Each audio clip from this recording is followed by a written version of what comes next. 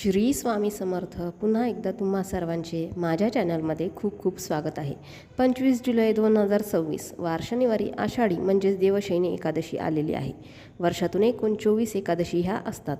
एक कृष्ण पक्षातील आणि दुसरी शुक्ल पक्षातील एकादशी असते. दर पंधरवाड्याला येणारे ह्या वर्षभरातील एकूण 24 एकादशांचे हिंदू धर्मात अनन्यसाधारण असे महत्त्व आहे. आपल्या घरात वडीलधारी माणसे ही एकादशीचा उपवास करतात. परंतु ज्यांना प्रत्येक एकादशीचा उपवास करणे शक्य होत नाही त्यांनी फक्त 2 एकादशी म्हणजेच आषाढी एकादशी आणि कार्तिकी एकादशी हे 2 एकादशीला जरी उपवास केला तर त्यांना 24 एकादशी केल्याचे पुण्य लाभते. यावर्षी ही आषाढी एकादशी 25 जुलैला आलेली आहे आणि आषाढी एकादशीपासूनच चातुर्मासाला सुरुवात होते आणि ह्या चातुर्मासाची कार्तिक एकादशीला समाप्ती होते. 20 नोव्हेंबर 2026 वार शुक्रवारी कार्तिकी एकादशी आलेली आहे.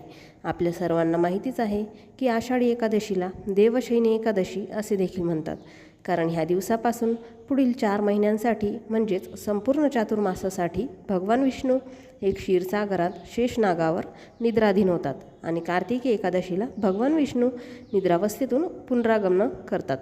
म्हणूनच कार्तिकी एकादशीला देव उठणी एकादशी असे म्हणतात.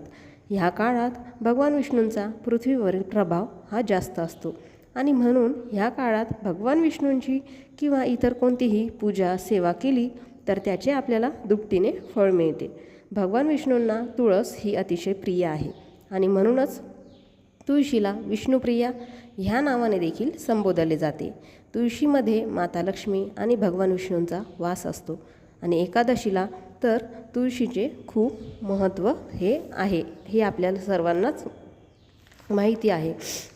ज्याप्रमाणे व्यंकटेश स्तोत्र, विष्णू सहस्त्रनाम हे भगवान विष्णूंची आवडते स्तोत्र आहेत, त्याचप्रमाणे एक सेवा जी की अतिशय साधी, सोपी, सुंदर परंतु तितकीच फलदायी आहे आणि विशेष म्हणजे भगवान विष्णूंना ही सेवा खूप प्रिय आहे.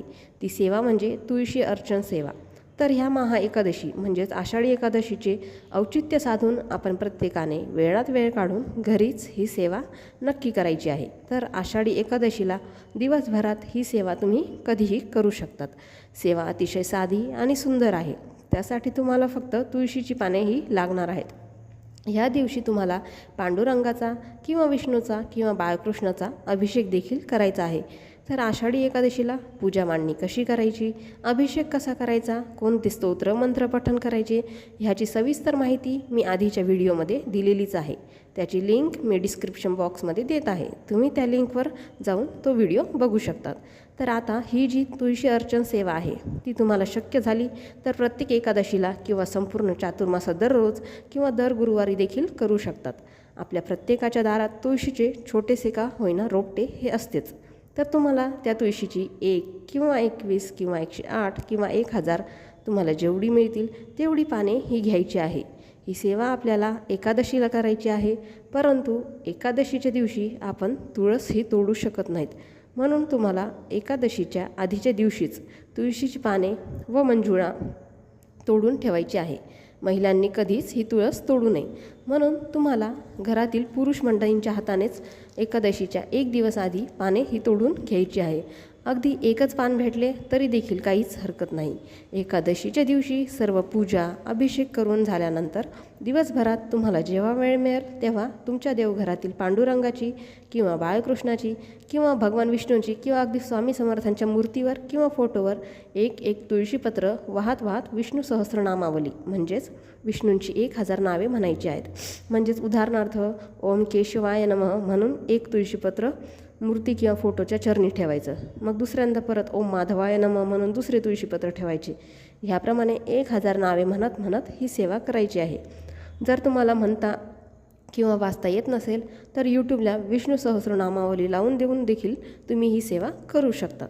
जर तुम्हाला समजा 15-20 तुळशीची पाने भेटली आहे तर पहिले 19 पानं म्हणजे 20 पानं भेटलेत तर पहिले 19 पानं एक नाम उच्चारण करत वाहायचं आणि शेवटचं जे 20वं पान उरलेलं आहे हे पान वाहताना नाम उच्चारायचं. मूर्तीला किंवा फोटोला ते पान स्पर्श करायचं आणि परत घ्यायचं.